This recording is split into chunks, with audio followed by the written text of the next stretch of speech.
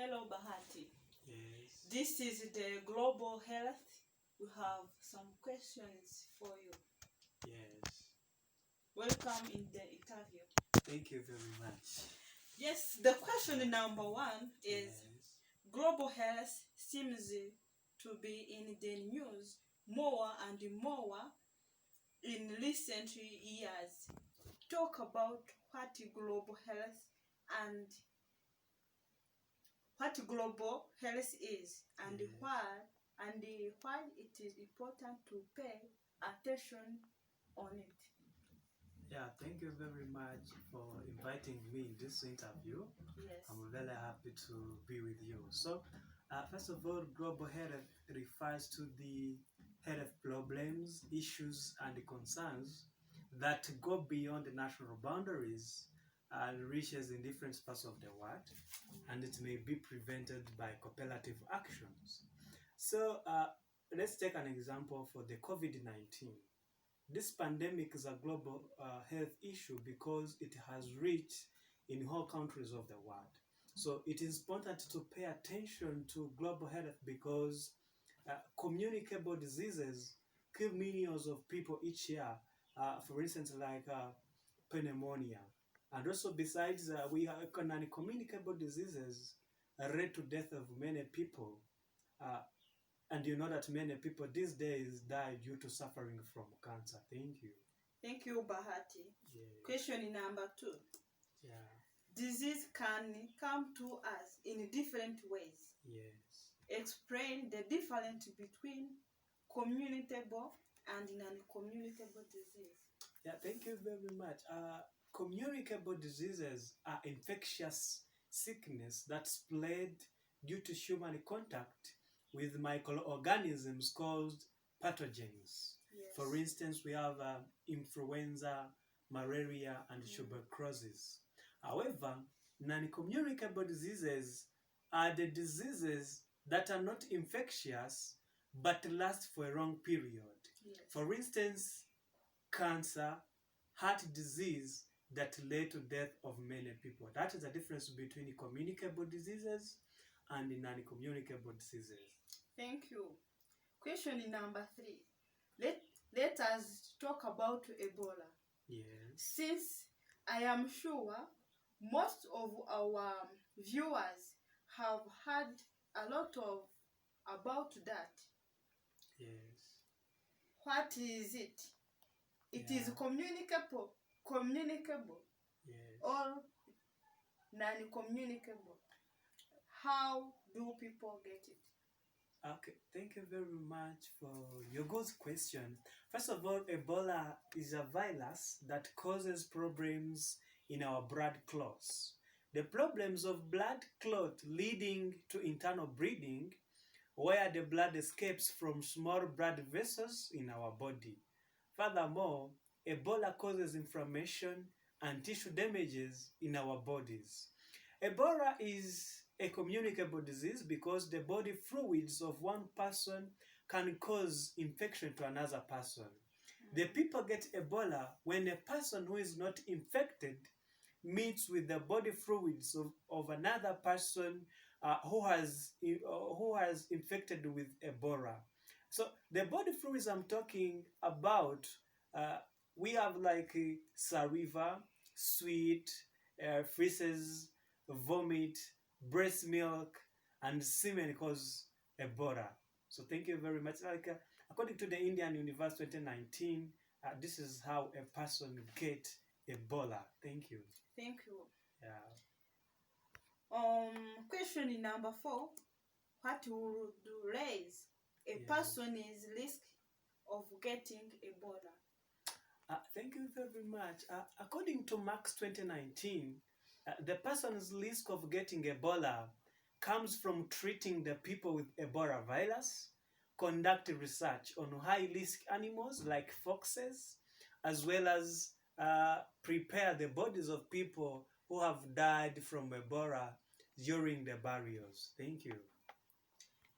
Thank you too. Yes. Question number five. So, to prevent or at least listen to the chance of getting Ebola, What should people do? What should people do is to avoid interaction with high risk animals, as well as eating their meats, like monkeys. So people need to avoid those interactions. And also, people need to wash hands many times. Last but not least, people need to avoid human interaction with infected people. So these are the things people should do to avoid being infected with the Ebola virus. Thank you. Thank you very much, Mr. Bahati. The question number 6 is Yes. the outbreaks, such as the one related to Ebola, can you Yes. generate a lot of rumors and misinformation and even panic about what the disease is, how it is transmitted, and how likely people are to get it. Talk about the need for educating people about facts versus myth. Thank you very much. First of all, when you educate people about the facts of the disease outbreak, it helps to fight with the rumors and the stigma, because the writers may not have enough information so about the disease, that tends to write negative beliefs they have about the disease. So which means that if you educate people about the facts of the disease, it helps you to fight with the rumors.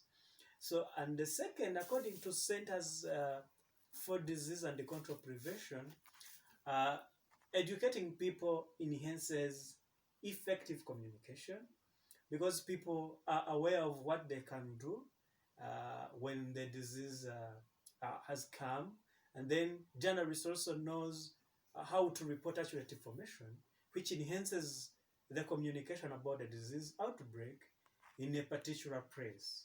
So these are the importance of educating people about the disease outbreak. Thank you. Thank you. The number 7 is how about complication Yeah. that Ebola lays for the light of travelers and the responsibilities of the government. Yes. Kachi Hayiko, for example, a nurse from Maine who turned to the States following Yeah. a trip to the West Africa in the fall of 2014. Plumbly had quarantine related destruction thrust upon her. Mhm. Restriction is destruction is that she was very much against. Yes. Briefly describe the difficulty of balancing individual right and the government responsibility. Thank you very much for that question. It's difficult to balance individual rights with government responsibility, because what a government wants is to protect the interests of many people. But individual rights may promote or may improve the interests of one person. So in that case, Kachi was returning from the West Africa, where Ebola was killing many people. So, and we know that one of the risks of getting Ebola is to care for the people who are infected with the Ebola virus. So it was needed to put Kashi into quarantine to protect the many people in the United States of America, because for them they were not infected with the Ebola virus. This means that the individual rights of liberty is difficult to be achieved when the government is responsible for putting people in quarantine to protect others. So that is how it is difficult to balance individual rights with the government responsibility, because what the government wants, it wants the public interest, but individual rights aim to promote the interests of one person. So this is how this question can be answered. Thank you. Thank you too. Let us talk about smoking and tobacco use, Yes. which is considered a big world health problem, Yes. and raises similar issues to Ebola in terms of right and responsibilities. Yes. Just about everyone knows that smoking harms health. What Yes. does it to do to the body? Thank you very much. You've said that everyone knows that smoking cigarettes is like bad to our body. Uh, Also, it is really bad, of course, because smoking cigarettes causes lung disease, because it damages our airways and the alveoli found in our lungs. And then smoking cigarettes also causes lung cancer due to damage of airways that transport oxygen in our body. Also, smoking causes inflammation and a decrease in immune function in our body. And the last also, smoking led to the loss of our teeth and gums, which are helping us to chew food. So thank you very much. Thank you, Bahati. What about secondary hand smoke? Explain what is that? And how it affects people.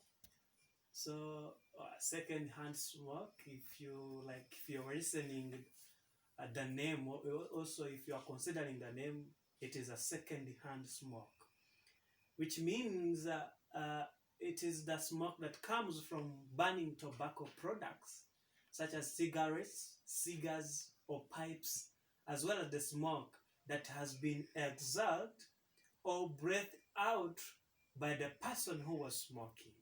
So it affects people who are not used to smoke, because they have immediate harmful effects on the heart and blood vessels.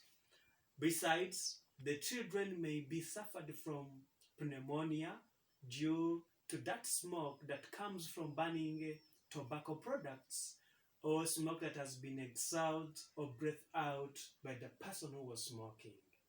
Thank you. That is what second-hand smoke refers. Thank you. Thank you very much. Let me ask you the last questions. Yes. People don't typically think of tobacco as a drug like heroin or cocaine, but the addiction it creates a strong, isn't it? Should we think of tobacco use as a form of substance abuse? Yeah, thank you very much for that question. Yes, tobacco is a substance of abuse because it comprises of the addictive drug which is called nicotine. So it has psychological effects on many people because it infuses them to like tobacco. I believe tobacco activates the same brain reward system involved in pleasurable activities such as eating and sexual activity, as why many people are addicted to it. So which means that tobacco is a substance of abuse because it comprises of addictive drug which is called nicotine. Thank you. Thank you, Bahati. Yes. For talking to us. Yeah. Thank you very much also for hosting this show. Thank you.